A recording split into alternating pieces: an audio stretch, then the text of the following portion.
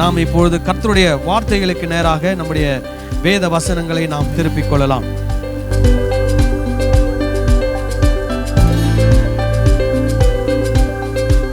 சரி, நாம இப்போ வெளிப்படுத்தின விசேஷம் கடைசி பகுதிக்கு நாம் வந்திருக்கிறோம்.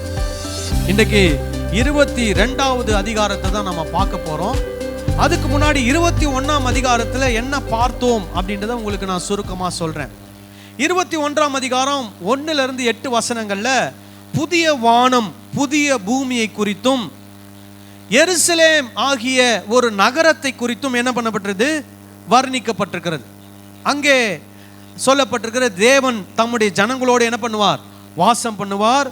அவருடைய கண்ணீர் யாவையும் என்ன பண்ணுவார், துடைப்பார். அங்கே மரணம் இருக்காது, அழுகை இருக்காது, துன்பம் இருக்காது, துயரம் இருக்காது, வேதனை இருக்காது. பழையவைகள்லாம் என்ன பண்ணிட்டு ஒழிந்து போய்விட்டது. ஆண்டவர் எல்லாத்தையும் என்ன பண்ணிட்டாராம், புதிதாய் மாற்றி விட்டார். அப்படின்னா என்ன அர்த்தம், பழைய காரியங்கள் முற்றிலுமாய் முடிந்து விட்டது, இப்பொழுது இருக்கிறது முற்றிலுமாய் புதிய ஒரு காரியம், புதிய ஒரு அமைப்பு.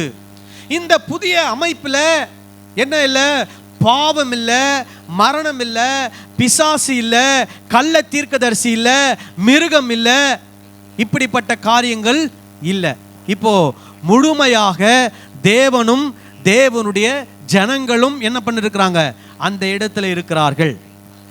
அப்புறம் அந்த இடத்துல என்ன சொல்லப்பட்டிருக்குது, 8ஆம் வசனத்திலே அங்கே இருக்கக்கூடிய பயந்தவர்கள், அவிசுவாசிகள், அருவருப்பானவர்கள், கொலை பாதகர்கள், விபச்சாரக்காரர்கள், மந்திர தந்திர பில்லி சூனியங்களை செய்கிறவர்கள், விக்கிரக ஆராதனைக்காரர்கள், பொய்யர்கள் அந்த இடத்துல என்ன பண்ண மாட்டாங்க, பிரவேசிக்க மாட்டாங்க.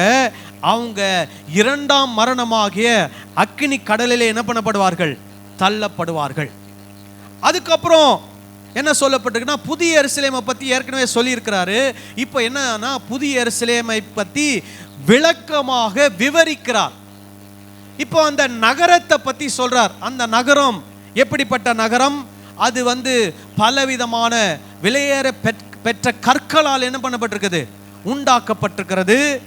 அதில் பார்த்தீங்கன்னா 12 வாசல்கள் இருக்கிறது. 12 வாசல்களில் 12 கோத்திரத்தினுடைய பெயர் எழுதப்பட்டிருக்கிறது. 12 அஸ்திபாரங்கள் இருக்கிறது. அந்த அஸ்திபாரங்களுக்கு 12 அப்போஸ்தலருடைய நாமங்கள் தரிக்கப்பட்டிருக்கிறது. அந்த இடத்தை அளந்த போது அது 12,000 ஸ்தாதி அளவாயிருந்தது. அதனுடைய செவருடைய உயரம் 144 அடி.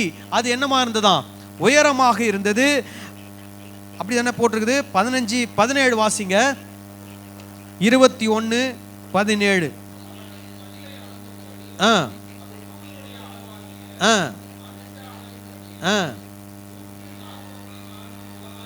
144 முழம் உயரமான ஒரு மதில். சரி, அப்புறம் அந்த பட்டணம் எப்படி இருக்குதான், பளிங்கு கொப்பான சுத்த பொன்னினாலே அது என்ன பண்ணப்பட்டிருக்கிறது, தயார் செய்யப்பட்டிருக்கிறது. அதுல என்ன இல்லையா, தேவாலயம் இல்லை.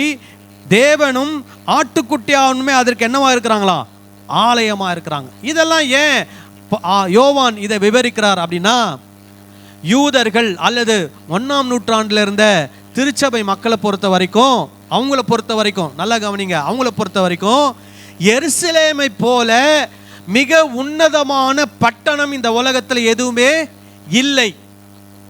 ஆனா ரோமர்களுடைய ஆட்சி காலத்தில் எருசலேம்லாம் என்ன பண்ணப்படுது, அழிக்கப்படுகிறது, நொறுக்கப்படுகிறது, தேவாலயம் உடைக்கப்படுகிறது. இப்போ யோவான் என்ன சொல்றாருன்னா, நீங்க எந்த பட்டணத்தை மிக உன்னதமான ஒரு பட்டணமாக நினைத்தீர்களோ அது போன்ற ஒரு புதிய பட்டணத்தை ஆண்டவர் என்ன பண்ண போகிறார், உங்களுக்கு கொடுக்க போகிறார் அப்படின்னு அப்படி விவரிக்கிறார். ஆக்சுவலா கொடுக்க போகிறார் என்பதை விட எப்படி வருதுன்னா, நீங்க தான் அந்த பட்டணம், நீங்க தான் அந்த பட்டணம் அப்படின்னு சொல்ல வர்றார். அப்போ நீங்க தான் அந்த செவரு, நீங்க தான் அந்த விலையேற பெற்ற கற்கள், நீங்கள் தான் அந்த முத்து, நீங்கள் தான் அந்த பளிங்கு கோப்பான தங்க வீதி அப்படின்னு சொல்றார்.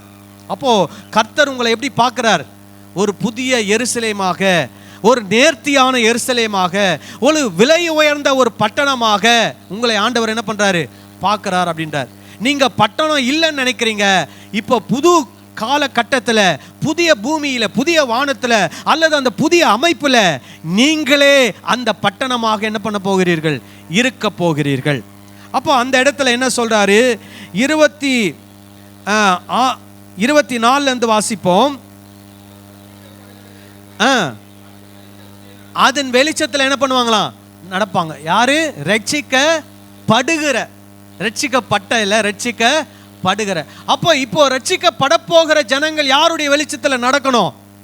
திருச்சபையாகிய நம்முடைய வெளிச்சத்தில் என்ன பண்ணணும்? நடக்கணும். அப்புறம்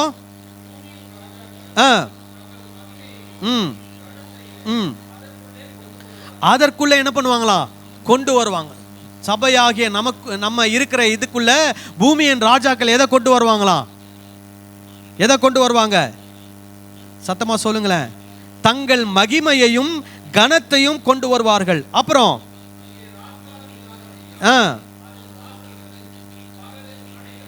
இங்க நைட்டே கிடையாது. அதனால இந்த வாசல்கள் என்ன பண்ணப்படாதான்? அடைக்கப்படவே படாது. அப்புறம் உலகத்தாருடைய கனத்தையும் மகிமை அதற்குள்ள என்ன பண்ணுவாங்களாம்? கொண்டு வருவாங்க. சபைக்குள்ள கொண்டு வருவாங்க. அப்புறம் பாருங்க, தீட்டுள்ளது, அருவருப்பு, பொய் நடப்பிக்கிறதுமாகிய ஒன்றும் அதில் என்ன பண்ணுவதில்லையா? பிரவேசிப்பதில்லை. ஏற்கனவே என்ன சொல்லி இருக்குது? பயப்படுகிறவர்கள், அபிசுவாசிகள், அருவருப்பானவர்கள், கொலைபாதகர், விபச்சாரக்காரர், சூனியக்காரர், விக்கிரகாராதனைக்காரர், பொய்யர் ஏற்கனவே எங்க போயிட்டாங்க? அக்கினி கடல்ல தள்ளப்பட்டுட்டாங்க. மறுபடியும் உறுதிப்படுத்துறாரு. என்ன உறுதிப்படுத்துறாரு? தீட்டுள்ளது, அருவருப்பானது, பொய்யை நடப்பிக்கிறது அதுக்குள்ள என்ன பண்ணாது? பிரவேசிக்காது. அந்த மாதிரி ஆட்களுக்கு அதுக்கு அந்த இடத்துக்குள்ள என்ன இல்லை? இடம் இல்லை. இப்போ ஒருவேளை இன்னைக்கு இருக்கக்கூடிய காலத்துல தீட்டுள்ளது, அருவருப்பானது, பொய் எல்லாம் எங்க இருக்கலாம்? சபைக்குள்ள இருக்கலாம். ஆனா கடைசி காலத்துல அவைகள்லாம் சபையிலிருந்து என்ன பண்ணப்படும்? எடுத்து தூக்கி வீசப்படும். ஒரு சூழ்நிலையில இயேசு கிட்ட வந்து சொல்றாங்க.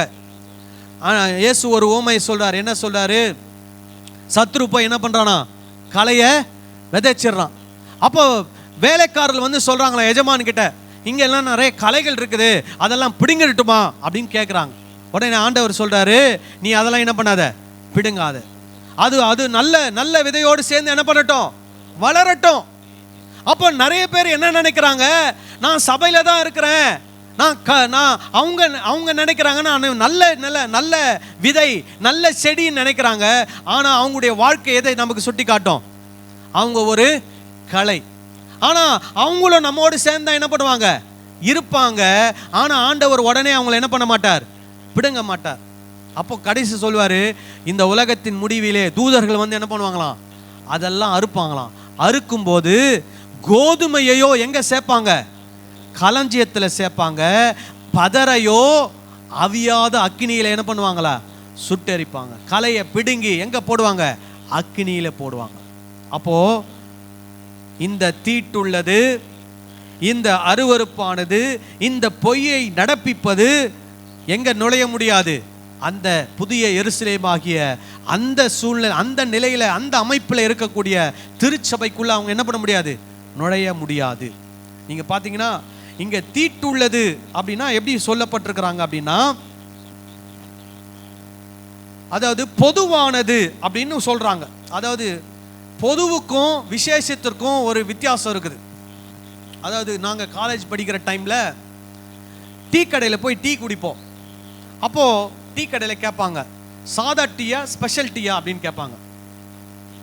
அப்போ நாங்க சொல்லுவோம், நீ சாதா டீயே குடுன்னு கேட்போம். அப்போ எங்க ஃப்ரெண்ட்ஸ் எல்லாம் வந்து, என்னடா சாதா டீனா என்னது, ஸ்பெஷல் டீனா என்னது?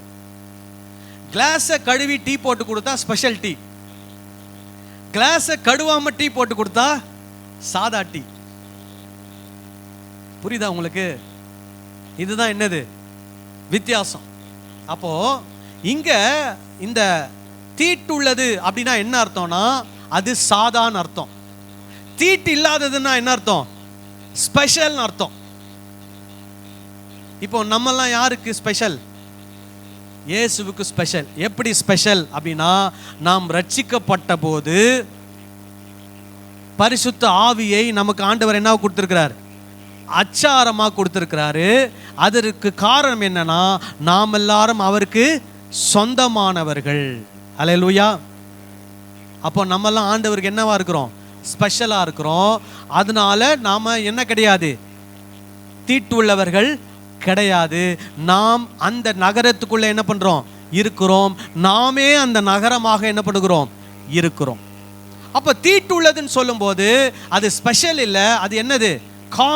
காமனானது, பொதுவானது அப்படின்ற அர்த்தத்தில் என்ன பண்ணப்பட்டிருக்குது? சொல்லப்பட்டிருக்கிறது. அதுக்கப்புறம் ரெண்டாவது என்ன சொல்லப்பட்டிருக்கிறது? அருவருப்பானது. அருவருப்பானது அப்படின்னா என்னன்னா, அந்த அருவருப்புன்ற வார்த்தையை விக்கிரக ஆராதனையோடு சேர்த்து அதை என்ன பண்ணியிருக்கிறாங்க? சொல்லி வச்சிருக்கிறாங்க. விக்கிரக ஆராதனையோடு சேர்த்து சொல்லி வச்சிருக்கிறாங்க. அப்படின்னா என்ன அர்த்தம் அப்படின்னா, அது இயேசு கிறிஸ்துவை கர்த்தரென்று அறிக்கையிடாத ஒரு ஜனக்கூட்டம். அதனால அவங்க எப்படிப்பட்டவங்களாம்? அருவருக்கத்தக்கவர்களாக சொல்லப்படுகிறார்கள். மூன்றாவது பொய்யர் என்று சொல்லப்பட்டிருக்கிறது. ஏற்கனவே சொல்லியிருக்கிறேன். முன்னாடி 21:8 நம்ம வாசித்தோம். பொய் அப்படின்னு சொல்லி, பொய்யர் அப்படின்ற ஒரு வார்த்தை. அந்த இதுக்கும் ஒரே மீனிங் தான். என்ன மீனிங் அப்படின்னா, ஆண்டவர் உண்மை உள்ளவர், ஆண்டவருடைய சத்தியத்தை அறிந்தும் சத்தியத்தை மறைத்து பொய்களை என்ன பண்ணுகிறவர்கள்? சொல்லுகிறவர்கள். சுருக்கமாக சொல்லணும்னா, பொய்யான போதனைகளை ஜனங்களுக்கு போதித்து ஜனங்களை என்ன பண்ணுகிறவர்கள்? வழி நடத்துகிறவர்கள். அதே மாதிரி அந்த பொய்யான போதனையை நம்பி அந்த பொய்யான போதவர்களுக்கு பின்பு போகிறவர்கள். புரியுதுங்களா நான் சொல்றது? சில நேரங்களில் சில போதகர்கள் தப்பா பிரசங்கம் பண்ணுவாங்க. அவங்களுடைய போதனைகள்லாம் ரொம்ப தப்பா மோசமானதாக இருக்கும். ஆனாலும் சில விசுவாசிகள் அந்த சபைக்கு போயிட்டு தான் இருப்பாங்க. அவங்க சொல்ற ஒரு காரணம் என்னன்னா, இந்த சபையில தான் நான் ஞானஸ்நானம் எடுத்தேன், இதுதான் என்னுடைய தாய் சபை, இந்த போதகர் உயிரோடு இருக்கிற வரைக்கும் நான் இந்த சபைக்கு போவேன், இந்த போதகர் என்னைக்கு அவர் மரித்து கர்த்தரத்தில் சேர்த்து கொள்ளப்படுகிறார் அதுக்கப்புறமா நான் என்ன பண்றேன்? வேற சபைக்கு போறேன் அப்படின்னு முடிவெடுப்பாங்க. ஒருவேளை அந்த சபை போதகர் போறதுக்கு முன்னாடி நீங்க போயிட்டீங்கன்னா சொல்லுங்க.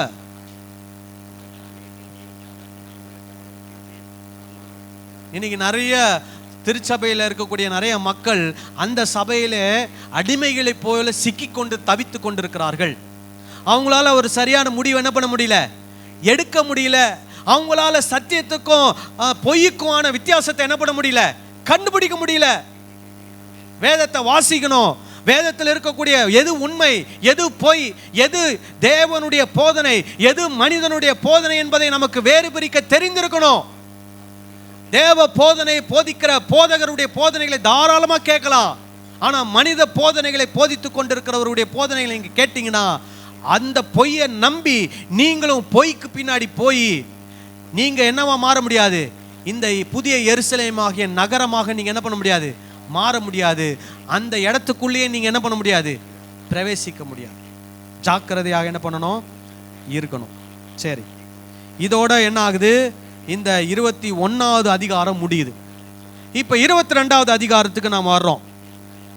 22வது அதிகாரம் 1 to 5 வசனங்களை நான் வாசிக்க போகிறோம். 22 1 to 5 வரைக்கும் வாசிக்கலாமா?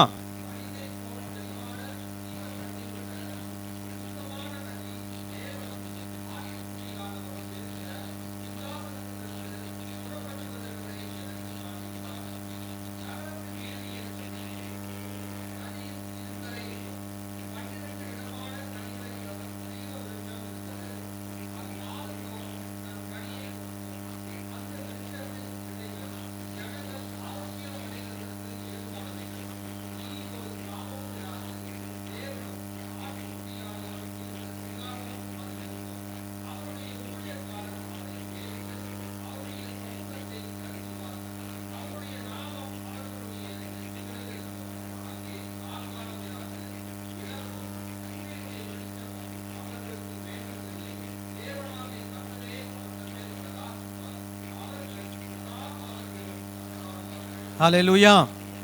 நாம சதா காலங்களில் என்ன பண்ணுவோமா? அரசாளுவோம். இப்போ இந்த இடத்துல ஜீவ தண்ணீர் என்ற ஒரு வார்த்தை பயன்படுத்தப்பட்டிருக்கிறது. ஜீவ விருட்சத்தின் கனி என்ற ஒரு வார்த்தை பயன்படுத்தப்பட்டிருக்கிறது. இதெல்லாம் என்ன அப்படின்னா நித்திய ஜீவனுக்கு அடையாளமான வார்த்தைகள். அப்போ நாம எதை சுதந்திரித்துக் கொள்ள போகிறோம்?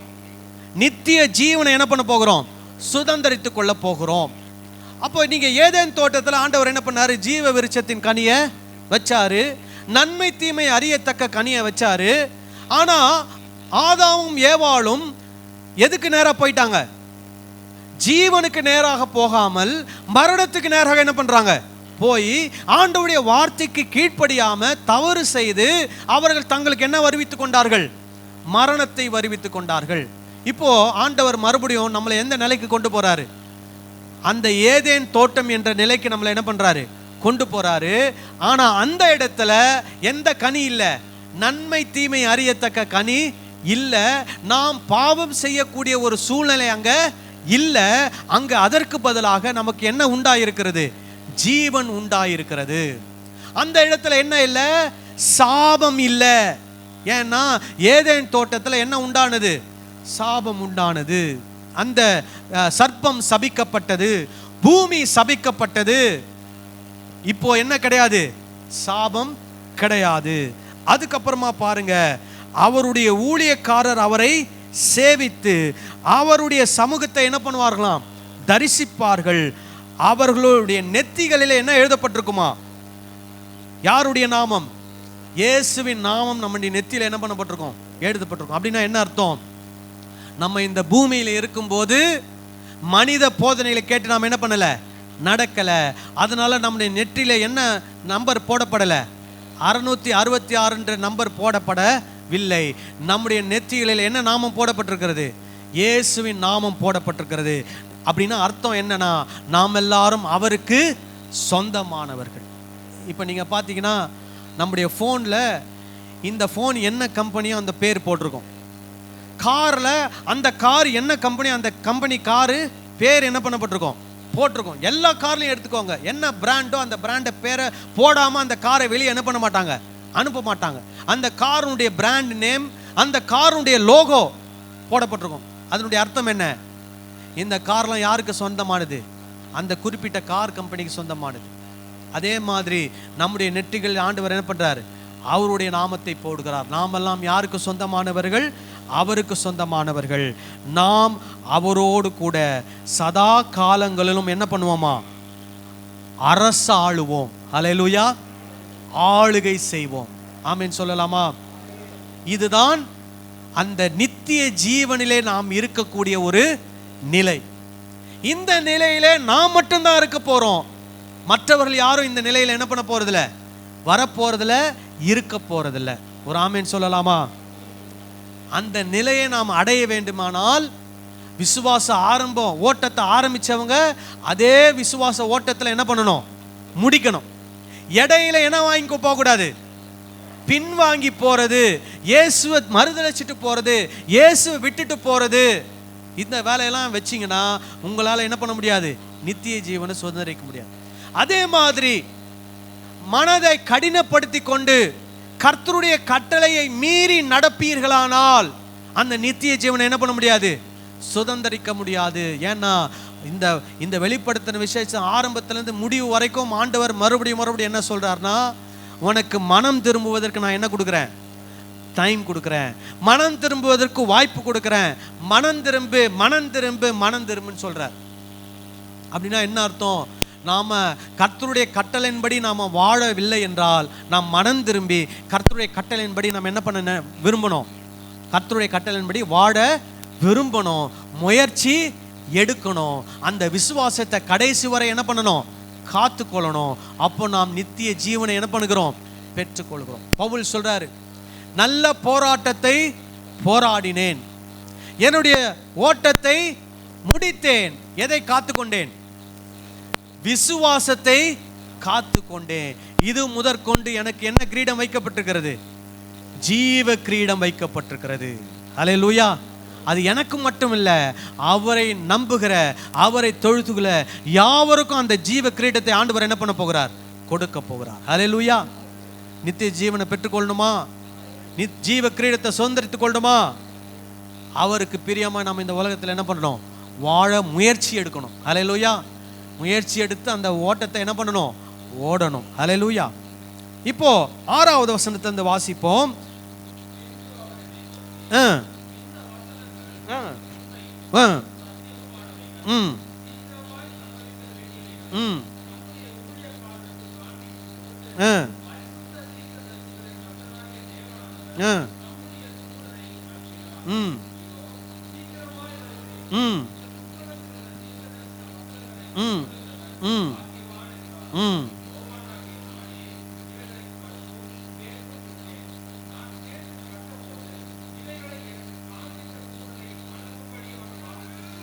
இந்த யோவானுக்கு வேற வழியே இல்லை. எப்ப பார்த்தாலும் புசுக்குன்னு என்ன பண்ணிடுறாரு?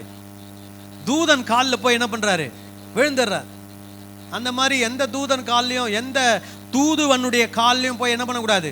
விழக்கூடாது. யார் தான் நமக்கு ஆண்டவர்?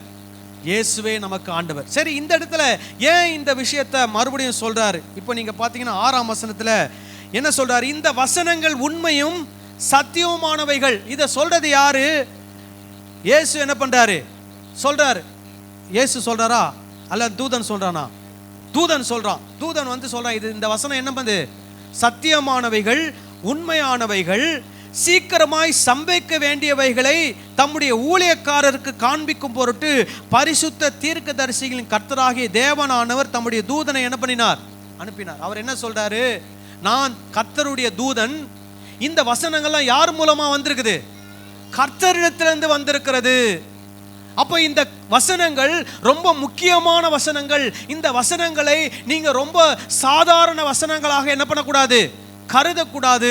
ரொம்ப ரொம்ப முக்கியமான வசனங்களாய் கருத வேண்டும். நீங்க என்ன நினைக்க கூடாது? இதோ யோவான் ஏதோ கனவு கண்டு இதெல்லாம் என்ன பண்ணிட்டாரு? எழுதி வச்சிட்டாரு நீங்க நினைக்காதீங்க. இது யார் மூலமாய் கொடுக்கப்பட்டது? கர்த்தர் மூலமாய் தம்முடைய தூதனை அனுப்பி இதை யாருக்கு கொடுத்திருக்கிறார்? யோவானுக்கு கொடுத்திருக்கிறார். அது மட்டுமல்ல, கர்த்தரே என்ன சொல்லி இருக்கிறார்னா, இதோ சீக்கிரமா என்ன பண்றேன்? வரப்போறேன். இந்த புஸ்தகத்தில் உள்ள தீர்க்க தரிசன வசனங்களை என்ன பண்ணணுமா? கை கொள்ளுகிறவன் பாக்கியவான். அப்போ இந்த தீர்க்க தரிசன புஸ்தகம்னா அவர் எதை சொல்றாருன்னா, வெளிப்படுத்தின விசேஷத்தை சொல்றார். ஏன்னா வெளிப்படுத்தின விசேஷத்துல எதெல்லாம் நம்ம கை கொள்ள முடியும்? என்னென்னலாம் போதனை நமக்கு சொல்லப்பட்டிருக்கிறதோ அவைகளை நம்ம என்ன பண்ண முடியும்? கை கொள்ள முடியும். நீங்க அந்த 7 சபைக்கு நிறைய போதனைகளை ஆண்டவர் என்ன பண்ணியிருக்கிறாரு? சொல்லி இருக்கிறார். அதுக்கப்புறமா என்ன சொல்லப்பட்டிருக்கிறது? அந்த கள்ள தீர்க்கதரிசியுடைய போதத்தை கேட்டு என்ன பண்ணக்கூடாது? நடக்கக்கூடாது. அந்த மிருகத்தின் சொரூபத்தை என்ன பண்ணக்கூடாது? வணங்கக்கூடாது. அதன் முத்திரை என்ன பண்ணக்கூடாது? தரிக்கக்கூடாது. ஆண்டவருடைய பாதையில் என்ன பண்ண வேண்டும்? நடக்க வேண்டும் என்றெல்லாம் நிறைய போதனைகள் சொல்லப்பட்டிருக்கிறது. நாம் தவறு செய்வோமானால் மனம் திரும்ப வேண்டும் என்று ஆண்டவருடைய போதனை நமக்கு என்ன பண்ணுகிறது? சொல்லப்படுகிறது. இந்த விசுவாசத்தில் மரண பரியந்தம் என்ன பண்ணணும்? உறுதியா இருக்க வேண்டும் என்று நமக்கு அந்த போதனை சொல்லப்படுகிறது. ஆகவே இந்த தீர்க்க தரிசன வசனங்களை என்ன பண்ணுமா? கை கொள்ள வேண்டும். அப்பொழுது நாம் என்னவா இருக்க போறோம்? பாக்கியவான்களா இருப்போம். ஹல்லேலூயா. அப்புறம் சொல்றாரு, இதோ நான் சீக்கிரமா என்ன பண்ண போகிறேன்? வரப்போகிறேன். அவர் சீக்கிரமாய் என்ன பண்ண போகிறார்? வரப்போகிறார். ஏன்னா அவரை பொறுத்த வரைக்கும் 1000 வருஷம் ஒரு நாள், ஒரு நாள் 1000 வருஷம். நமக்கு இது 1000 வருஷமா இருக்கும். ஆனா அவரை பொறுத்த வரைக்கும் அது எத்தனை நாள்? இப்போ அவர் சொல்லி எத்தனை நாள் ஆச்சு? 2 நாள் ஆயிருக்குது. அதனால சீக்கிரமா என்ன பண்ணுவாரு? வந்துடுவார். ஹல்லேலூயா. சில நேரத்தில் நம்ம யோசிப்போம், என்ன இயேசு வரேன்னு சொல்லி எத்தனை வருஷம் ஆச்சு? 2000 வருஷம் ஆச்சு. இதுதான் நிறைய பேர் சொல்லுவாங்க, என்ன ஐயா இயேசு வரேன்றாரு, எங்க ஐயா வந்தாரு? வருவார் சீக்கிரமாய். ஹல்லேலூயா. அதனால நம்ம அதை குறித்து பயப்பட வேண்டிய, யோசிக்க வேண்டிய அவசியம் இல்லை. அப்புறம் சொல்றாரு, யோவானாகிய நானே இவைகளை கண்டும் கேட்டும் இருந்தேன். நான் கேட்டும் கண்டபோது இவைகளை எனக்கு காண்பித்த தூதனை வணங்கும்படி என்ன பண்ண வேண்ட. சரி, அதற்கு அந்த தூதன் என்ன சொல்றாரு? 9வது வசனத்தை வாசிப்போம்.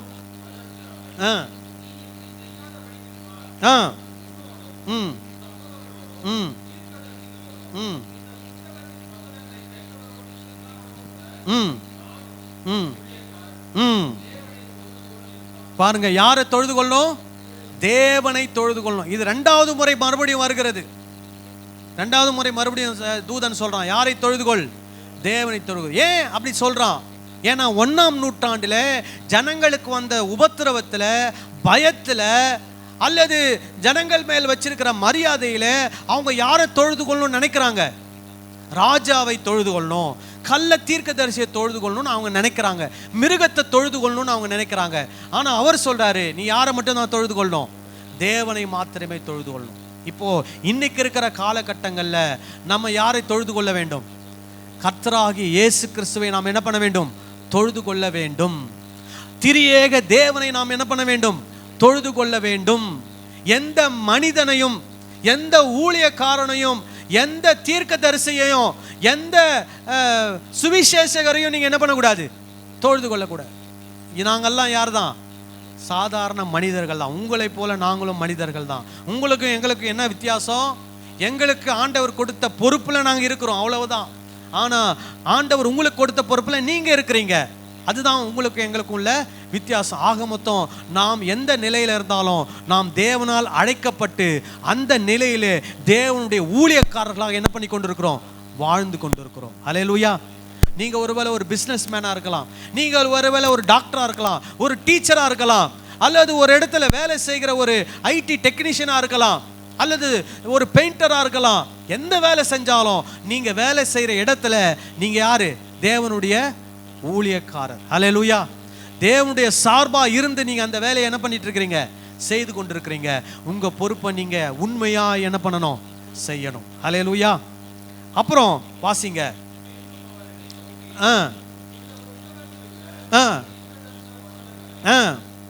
முத்திரை போட வேண்டாம்.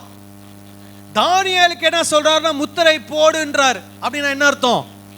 இது நிறைய பேருக்கு வெளிப்படையா சொல்ல வேண்டிய அவசியம் இல்லை. ஆனா இவர்கிட்ட சொல்றாரு முத்திரை போடாத. அப்படின்னா என்ன அர்த்தம்? இது எல்லாருக்கும் தெரியப்பட வேண்டிய ஒரு வார்த்தை, தீர்க்க தரிசன புஸ்தகம். 1ஆம் நூற்றாண்டில் இருக்கிற எல்லா திருச்சபைக்கும் இதை என்ன பண்ணணும்? போகணும். அதே மாதிரி அந்த காலகட்டத்திலிருந்து இந்த காலகட்டம் வரைக்கும் இருக்கக்கூடிய எல்லா திருச்சபைகளும் இந்த வசனத்தை என்ன பண்ணணும்? வாசிக்கணும், கற்றுக்கொள்ளணும். அப்போ இது முத்திரை போட வேண்டாம். அதுக்கப்புறம் காலம் எப்படி இருக்குதான்? சமீபமா இருக்கிறது. அநியாயம் செய்கிறவன் இன்னும் அநியாயம் செய்யட்டும். ஏன்னா ஆண்டவர் அநியாயம் செய்கிறவங்கள உற்சாகப்படுத்துறாரா? இதை வச்சுக்கிட்டு தான் நிறைய பேர் என்ன சொல்றாங்க, நான் சபைக்குள்ள தான் இருக்கிறேன், நான் என்ன செய்யறேன்? அநியாயம் செய்யறேன். ஆனா வேத வசனம் என்ன சொல்லுது? அநியாயம் செய்யறவன் இன்னும் அநியாயம் செய்யட்டும் சொல்லுது. அதனால நான் இன்னும் என்ன பண்ணிட்டு இருக்கிறேன்? அநியாயம் செய்யிட்டு இருக்கிறேன் அப்படின்னு சொல்றாங்க. அப்புறம் அசுத்தமா இருக்கிறவன் இன்னும் அசுத்தமா இருக்கட்டும். அப்புறம் நீதி உள்ளவன் இன்னும் நீதி செய்யட்டும். நல்லா கவனிக்கணும். அப்புறம் பரிசுத்தம் உள்ளவன் இன்னும் பரிசுத்தமாகட்டும். ஹல்லேலூயா. இப்போ பாருங்களேன், நீதி செய்கிறவங்களும் பரிசுத்தம் பண்றவங்களும் அநியாயம் செய்கிறவங்களையும் அசுத்தமா இருக்கிறவங்களையும் பார்த்தா என்ன வரும்? என்ன தோணும்? இவன் எவ்வளவோ அக்கிரமம் பண்றான், எவ்வளவோ அநியாயம் பண்றான், கர்த்தர் பார்த்துக்கிட்டு எப்படி இருக்கிறாரு? சும்மா இருக்கிறாருன்னு நம்ம நினைப்போம். அப்போ நமக்குள்ள என்ன வந்துடும்? ஒரு விதமான சோர்வு, தளர்வு வரும். அப்போ அவன் மட்டும் இப்படி இருக்கிறானே, நான் எதுக்கு இப்படிலாம் வாழணும்? அவன் நல்லா அநியாயம் அக்கிரமம் பண்ணி நல்லா ஓஹோடு இருக்கிறான்,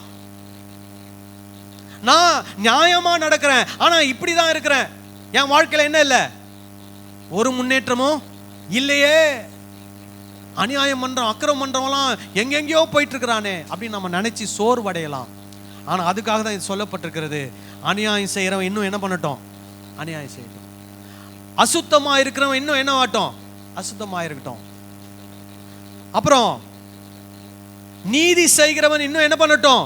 நீதி செய்யட்டும். அப்போ அதுதான் நமக்கு சொல்லப்பட்டிருக்குது.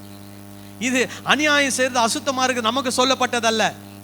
அது இந்த உலகத்தில் இருக்கிற மனிதர்கள் அல்லது திருச்சபையில் இருந்து கொண்டு அநியாயம் செய்கிறவர்கள், திருச்சபையில் இருந்து கொண்டு அசுத்தம் செய்கிறவர்கள், அவர்களுக்கு சொல்லப்பட்ட வார்த்தை. ஆனால் திருச்சபையில் இருந்து கொண்டு இயேசு கிறிஸ்துவை விசுவாசித்துக் கொண்டு நீதி செய்கிறவர்களுக்கு ஆண்டவர் சொல்றாரு, நீ இன்னும் என்ன செய்? நீதி செய். திருச்சபையில் இருந்து கொண்டு இயேசு கிறிஸ்துவை கர்த்தர் என்று அங்கீகரித்து பரிசுத்தமாய் வாழ்கிறவர்களுக்கு ஆண்டவர் சொல்லுகிறார், நீ இன்னும் என்னவா மாறணும்? பரிசுத்தமாய் மாறணும். அல்லேலூயா. அதுதான் நமக்கு கொடுக்கப்பட்டிருக்கிற தேவ வார்த்தை. ஆண்டவர் எப்படி வரப்போகிறார்? அடுத்தது பாருங்க, இதோ சீக்கிரமாய் வருகிறேன், அவனவனுடைய கிரியைகளின்படி அவனவனுக்கு நான் அளிக்கும் பலன் என்னோடு கூட வருகிறது. இப்ப நல்லா கவனிங்க, இந்த பலன் யாருக்கு? நம்ம தான் ஏற்கனவே எங்க இருக்கிறோம்? இப்ப நீங்க இந்த 1ஆம் நூற்றாண்டுல எழுதும் போது ஏற்கனவே அந்த உபத்திரவத்தில் செத்து மடித்தவெல்லாம் எங்க இருக்கிறாங்க? பரலோக ராஜ்யத்தில் தேவனோடு கூட இருக்கிறாங்க. இப்போ இந்த பலன் யாருக்காக வருகிறது? இந்த பூமியிலே அநியாயம் அக்கிரமம் செய்வனுக்காக பலனை என்ன பண்றாரு? கொண்டு வர. ஏன்னா தேவ ஜனங்கள்லாம் யார் கூட இருக்க போறாங்க? தேவனோடு இருக்க போறாங்க. அதனால தேவன் வரும்போது தேவ ஜனங்களுக்கான பலனை அவர் கொண்டு வர வேண்டிய அவசியம் இல்லை. ஏன்னா நம்ம ஏற்கனவே நமக்கு என்ன உண்டாயிடுச்சு? பலன் உண்டாயிடுச்சு. நாம் அவரை விசுவாசிக்கிறவர்களுக்கு என்ன உண்டு? நித்திய ஜீவன் உண்டு. பவுல் சொல்றாரு, நான் இங்க கண்ணை மூடினா எங்க கண்ணை திறப்பேன்? பரலோகத்துல என் கண்ணை திறப்பேன். நாம கிறிஸ்துவுக்குள்ள மரிக்கிறவர்கள் பாக்கியவான்கள். ஏன்னா நம்ம பிரயாசத்தை விட்டு ஒழிந்து நாம என்ன பண்றோம்? தேவனோடு இளைப்பாரி கொண்டிருக்கிறோம். நம்ம ஏற்கனவே வாசித்தோம், தேவனுடையவர்கள் 1000 வருஷம் அவரோடு என்ன பண்றாங்களாம்? அரசாளுவார்கள், அரசாண்டு கொண்டிருக்கிறார்கள் என்றெல்லாம் பார்த்தோம்.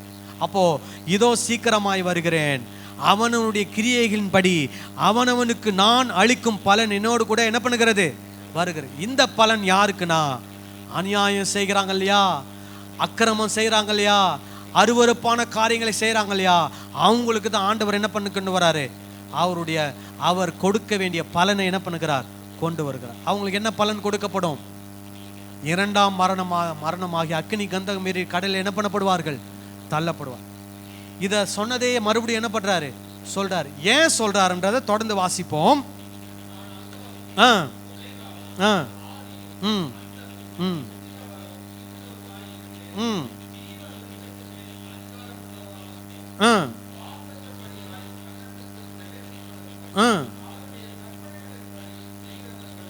பாக்கியவான்கள். பாருங்க, கற்பனையின்படி செய்கிறவர்கள் எப்படிப்பட்டவர்களா? பாக்கியவான்கள்.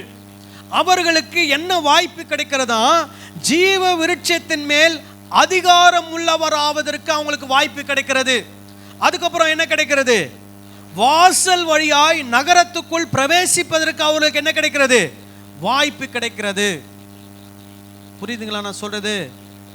அந்த நகரத்துக்குள்ள, அந்த இடத்துக்குள்ள, அந்த சபைக்குள்ள வர்றதுக்கு யாருக்கு வாய்ப்பு கிடைக்குது? கர்த்தருடைய கற்பனையின்படி நடக்கிறவர்களுக்கு. அந்த நித்திய ஜீவனை பெற்றுக்கொள்வதற்கு யாருக்கு வாய்ப்பு கிடைக்கிறது? கர்த்தருடைய கற்பனைகளின்படி நடக்கிறவர்களுக்கு. அப்புறம் நாய்கள், சூனியக்காரர், விபச்சாரக்காரர், கொலைபாதகர், விக்கிரகாராதனைக்காரர், பொய்யை விரும்பி அதன்படி செய்கிற யாவரும் புறம்பே இருப்பார்கள். அப்படின்னா அந்த நகரத்துக்குள்ள அவங்களுக்கு என்ன கிடையாது? இடம் கிடையாது. அது ஏற்கனவே சொன்னதை தான் மறுபடியும் என்ன பண்றாரு? சொல்றார். இப்ப இங்க நல்லா கவனிங்க, எடுத்த உடனே எப்படி ஆரம்பிக்கிறார்? நாய் அப்படின்னு ஆரம்பிக்கிறார். ஏன் நாய்கள் அப்படின்னு ஆரம்பிக்கிறார்?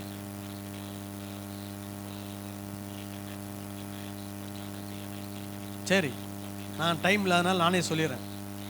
1ஆம் நூற்றாண்டு காலங்கள்ல நாய்கள்லாம் எங்க இருக்கும்னா வீட்டுக்கு வெளியே தான் இருக்கும். இன்னைக்கு 21ஆம் நூற்றாண்டுல நாய் எங்க இருக்கும்? பெட்ரூம்ல இருக்கும். நாய்க்கு தனியாக ஒரு ரூமை போட்டு, பெட்டை போட்டு, ஏசியை போட்டு, அதுக்குன்னு ஒரு மாதம் 20,000 30,000 செலவு பண்ணி. நான் வெளிநாட்டில் இருக்கும்போது அங்கே நான் தங்கியிருந்த வீட்டுக்கு பக்கத்தில் 4 வீடு தள்ளி ஒரு அம்மா, அவன் நாய் கூப்பிட்டு வருவாங்க போவாங்க. திடீர்னு அவங்க கூப்பிட்டு வர நிறுத்திட்டாங்க. என்னன்னு விசாரிச்சா அந்த நாய்க்கு ஏதோ ஆப்ரேஷனா. அந்த ஆப்ரேஷனுக்கு $6,000 செலவு பண்ணியிருக்கிறாங்க. $6,000 எவ்வளவு நினைக்கிறீங்க? 6 8 48 4,80,000 செலவு பண்ணியிருக்கிறாங்க. 4,80,000. எதுக்கு? நாய்க்கு. சரி, அங்கதான் அப்படி நடக்குன்னா நம்ம ஊர்ல அதுக்கு மேல நடக்குது. ஒரு அம்மா நாய்க்கு ஊட்டுது, அதே சாப்பாடு இந்த அம்மா சாப்பிடுது. ஐயோ, அதெல்லாம் பார்த்தீங்கன்னா. ஆனா அந்த காலத்துல எங்கள் தாத்தா வீட்டிலலாம் நிறைய நாய் வளர்த்துருக்குறாங்க. ஒரு நாள் கூட அந்த நாயை வீட்டுக்குள்ளே எங்கள் தாத்தா என்ன பண்ண மாட்டார், சேர்க்கவே மாட்டார். சொல்லுவார், நாய்னா எங்கே இருக்கணும், வீட்டுக்கு வெளியே இருக்கணும் அப்படின்வார் எங்கள் தாத்தா. இப்போ நம்ம நல்ல செல்ல பிராணிகள் அப்படின்னு சொல்லி வளர்க்குறோம், அது உங்களுடைய விருப்பம். அதை பற்றி நான் ஒன்றும் தப்பு சொல்லலை, அது உங்களுடைய விருப்பம். நீங்கள் நாய் வளர்க்கலாம், பூனை வளர்க்கலாம், கிளி வளர்க்கலாம், எது வேணால் வளர்த்துக்கோங்க, ஒன்றும் பிரச்சனை இல்லை. ஆனால் நான் இது சொல்கிறது 1ஆம் நூற்றாண்டில் இருக்கக்கூடிய சூழ்நிலை வச்சு சொல்கிறேன். ஸோ நாய்க்கு அந்த ஊருக்குள்ளே என்ன இல்லை, இடம் கிடையாது. ஏன்னா அந்த நாய் எங்கே தான் இருக்கணும், வெளியே தான் இருக்கணும். அந்த நிலையில தான், அந்த நாய் என்ற நிலையில தான் யார் யாரெல்லாம் இருப்பா அப்படின்னா, சூனியக்காரர், விபச்சாரக்காரர், கொலை பாதகர், விக்கிரக ஆராதனைக்காரர், அப்புறம் பாருங்க பொய்யை விரும்பி. பொய்யை விரும்பினா என்ன அர்த்தம், பொய்னா அவ்வளவு கொல்ல இஷ்டம். எப்படி பிரியாணி மேல அவ்வளோ இஷ்டமோ, சாக்லேட் மேல அவ்வளோ இஷ்டமோ, அல்லது கேக் மேல அவ்வளோ இஷ்டமோ, அது எதுக்கு மேல போய் இஷ்டம், பொய் மேல இஷ்டம். இந்த பொய் கூட என்ன பொய், என்ன பொய் நினைக்கிறீங்க, சும்மா பொய் சொல்றது இல்ல. வேத வசனம் உண்மை என்று தெரிந்து, ஆனா எதில் விருப்பம், உண்மையை சொல்றதுக்கு என்ன இல்லை, விருப்பம் இல்லை. ஏன்னா உண்மையை சொன்னா ஜனங்க என்ன கொடுக்க மாட்டாங்க, காணிக்கை கொடுக்க மாட்டாங்க. உண்மையை சொன்னா சபை வளராது. உண்மையை சொன்னா ஜனங்க கிட்ட இருந்து எதையும் என்ன பண்ண முடியாது, வாங்க முடியாதுன்னு சொல்லிட்டு எதை விரும்புறாங்க, பொய்யை விரும்பி அதை ஜனங்களுக்கு போதித்து, அப்படிப்பட்ட கள்ள போதகர்கள் அந்த அவங்க யார் மாதிரி ட்ரீட் பண்ணப்படுவாங்க, நாய் மாதிரி. என்ன சொல்வார் ஆண்டவர், நீ யாரு, நாய், உனக்கு எங்க இடம் இல்லை, இந்த நகரத்துக்குள்ள, இந்த சபைக்குள்ள, என் மக்கள் இருக்கக்கூடிய இடத்துக்குள்ள உனக்கு என்ன இல்லை, இடம் இல்லை. அப்போ அவங்களுக்கே அந்த நிலைமைனா, அவங்களுடைய போதத்தை கேட்டு அவங்க பின்னாடி போனவங்களுக்கு அவங்கள உள்ள விட்டுருவார் ஆண்டவர், அவங்களையும் உள்ள விட மாட்டார். அதனால என்ன போதனை கேட்குறீங்க, யாரை பின்பற்றுறீங்கன்றத ரொம்ப கவனமாக என்ன பண்ணணும், இருக்கணும். அதனால தான் மறுபடியும் சொல்கிறேன், வேதத்தை என்ன பண்ணுங்க, வாசிங்க, பைபிளை வாசிங்க, மறுபடியும் வாசிங்க. நான் சொல்றது கூட கரெக்டாக நீங்கள் என்ன பண்ணுங்க, செக் பண்ணுங்க. செக் பண்ணிட்டு வந்து என்கிட்ட ஒரு கேள்வியை கேளுங்க, ஐயா நீங்கள் இன்னைக்கு காலையில் பேசுனதும் பைபிளில் இருக்குதும் எப்படி இருக்குது, வித்தியாசமாக இருக்குது ஐயா, சொல்லுங்க ஐயா அப்படின்னு கேளுங்க, நான் உங்களுக்கு சொல்கிறேன். அதனால கள்ள போதகர்களுக்கு எப்படி இருங்க, எச்சரிக்கையாக இருங்க. இதை நான் உங்களுக்கு தொடர்ந்து ரொம்ப பெருசாக விளக்க வேண்டிய அவசியம் இல்லை. நாய்கள் புறம்பா இருக்க வேண்டியவைகள். அதுபோல் ஆண்டவர் என்ன சொல்றாரு, இப்படிப்பட்ட மனிதர்கள் என்ன பண்ணுவாங்க, அந்த நகரத்துக்கு புறம்பா இருப்பார்கள். அவர்கள் அந்த நகரத்துக்குள்ள என்ன பண்ண முடியாது, பிரவேசிக்க முடியாது. திருப்பி அதை ஒரு வாட்டி வாசிக்கிறீங்களா, நாய்களும்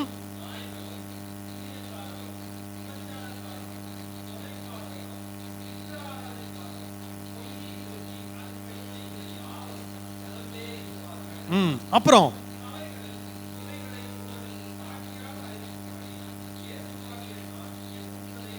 அப்போ ஆண்டவர் என்ன பண்ணியிருக்கிறாராம், சபையில இதை என்னவா அறிவிக்கணுமா, சாட்சியாக அறிவிக்கணும். இதுதான் உண்மை, இதை நீங்கள் என்ன பண்ண வேண்டும், புரிந்து அறிந்து என்ன பண்ண வேண்டும், நடக்க வேண்டும் என்று இயேசுவே யாரை அனுப்பியிருக்கிறாராம், தூதனை சாட்சி. ஏற்கனவே சொல்லியிருக்க, தூதனே சொன்னான், ஆண்டவர் தான் என்னை அனுப்புனாருன்னு. இப்போ இயேசுவே என்ன சொல்றாரு, நான் தான் யாரை அனுப்புனேன், தூதனை அனுப்புனேன். ஏன்னா அந்த வசனத்தினுடைய முக்கியத்துவத்துக்காக இது என்ன பண்ணப்பட்டிருக்கிறது, சொல்லப்பட்டிருக்கிறது. அப்புறம்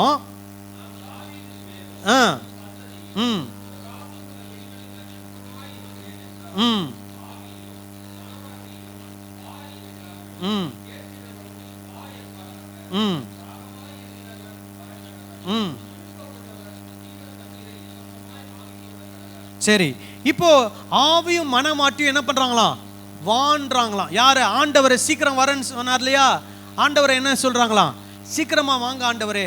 மனவாட்டி சொல்றதுக்கு காரணம் என்ன, ஏன்னா அங்க என்ன நடக்குது, உபத்திரவம் நடக்குது, தாங்க முடியல. ஆண்டவரே நீங்க சீக்கிரமா வந்தா எங்களுக்கெல்லாம் என்ன கிடைக்கும், ஒரு விடிவு காலம் உண்டாகும். ஆவியும் அப்படின்னு சொல்லும் போது பரிசுத்த ஆவி கிடையாது, இந்த உலகத்தில் இருக்கக்கூடிய எல்லா ஜீவராசிகளும் என்ன பண்ணுதான், ஆண்டவருடைய வருகைக்காக என்ன பண்ணுகிறான், காத்து கொண்டு, ஆண்டவரே சீக்கிரமா என்ன பண்ணுங்க வாங்க அப்படின்னு இந்த உலகத்தில் இருக்கக்கூடிய எல்லா ஜீவராசிகளும் என்ன பண்ணுதான், ஆண்டவரை கூப்பிடுதான். அப்புறம் ஆண்டவர் என்ன சொல்றாரு, நான் வரப்போறேன், அதுக்கு முன்னாடி நான் என்ன பண்றேன், எல்லாருக்கும் ஒரு அழைப்பு கொடுக்குறேன். இப்போ நீங்க இந்த வசனத்தெல்லாம் கேட்டிருக்கிறீங்க, சிலர் வெளியே இருக்கிறவங்களுக்கு என்ன யோசனை வரும்? ஆண்டவர் வரத்துக்குள்ள நான் என்ன பண்ணணும், உள்ள வந்துடணும் அப்படின்னு யோசிப்பாங்க. அவங்களுக்கு என்ன சொல்றாரு? தாகமா இருக்கிறவன் என்ன பண்ண கடவன்? வர கடவன். நீ ஒரு முடிவெடு. யார்கிட்ட வா? இயேசு கிட்ட வா. அப்புறம் விருப்பம் உள்ளவன் ஜீவ தண்ணீரை இலவசமா என்ன பண்ண கடவன்? வாங்கி கொள்ள கடவன். அப்படின்னா என்ன அர்த்தம்? உன் வாயை திறந்து நான் என்ன பண்ண மாட்டேன், ஊத்த மாட்டேன். நீ வந்து என்ன பண்ணு, கேளு, உனக்கு நான் என்ன பண்ணுவேன், கொடுப்பேன். அல்லேலூயா. அப்போ இந்த உலகத்தில் இருக்கக்கூடிய ஒவ்வொரு மனிதர்களும் 1ஆம் நூற்றாண்டுல இருந்தவங்களும் சரி, இப்ப இருக்கிறவங்களும் சரி, அவங்களே விருப்பப்பட்டு யார்கிட்ட வரணும்? இயேசு கிட்ட வரணும். அவங்களே விருப்பப்பட்டு என்ன பண்ணணும்? ஆண்டவரே எனக்கு ஜீவ தண்ணீரை என்ன பண்ணுங்க தாங்கன்னு கேட்கணும். கேட்டா அவங்களுக்கு என்ன பண்ணுவார்? ஆண்டவர் கொடுப்பார். அதற்காக இப்ப என்ன கொடுக்கிறார்? ஒரு அழைப்பை கொடுக்கிறார். சோ இந்த அழைப்பின் சத்தத்தை கேட்டு, ஒருவேளை இந்த திருச்சபையில் இருக்கிற நீங்க யாராவது இன்னும் இயேசு கிறிஸ்துவை கடவுள் என்று நீங்கள் ஏற்றுக்கொள்ளவில்லை ஆனால், அல்லது அவர்தான் கடவுள் என்பதை நீங்கள் அங்கீகரிக்கவில்லையானால், இந்த அழைப்பை கேட்டு அவரை என்ன பண்ணுங்கள்? அங்கீகரித்துக் கொள்ளுங்கள். நீங்க அவர்கிட்ட கேளுங்க, அவர் உங்களுக்கு என்ன கொடுப்பார்? ஜீவ தண்ணீரை என்ன பண்ணுவார்? கொடுப்பார். இந்த அழைப்பை நீங்க தட்டி கழிச்சிட்டீங்கன்னா நீங்க என்ன எங்க போயிடுவீங்க? புறம்பே போய் விடுவீர்கள். சரி, கிடைக்கிற லாஸ்ட் சான்ஸ் என்ன பண்ணிடாதீங்க, விட்டுறாதீங்க. அடுத்தது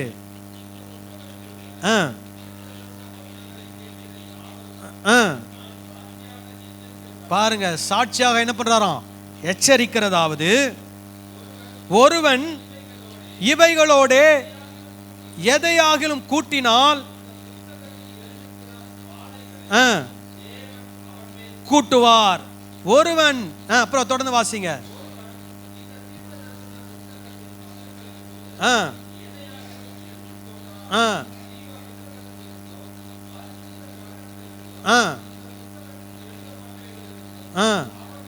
பங்கை எடுத்து போடுவார். சோ இந்த வெளிப்படுத்தின விசேஷத்துல சொல்லப்பட்டதோட என்ன பண்ணக்கூடாதா?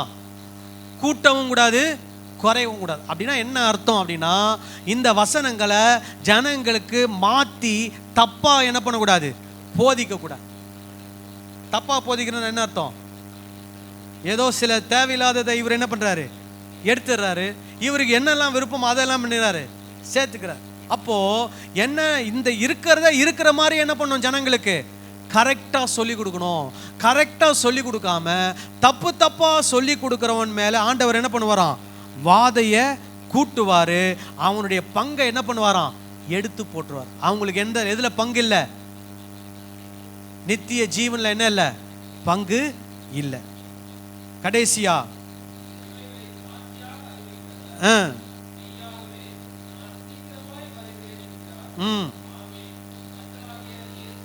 வாரும். யோவான் சொல்றார், கர்த்தராகிய இயேசுவே வாரும். நம்மளும் என்ன சொல்லணும்? கர்த்தராகிய இயேசுவே வாரும். அல்லேலூயா.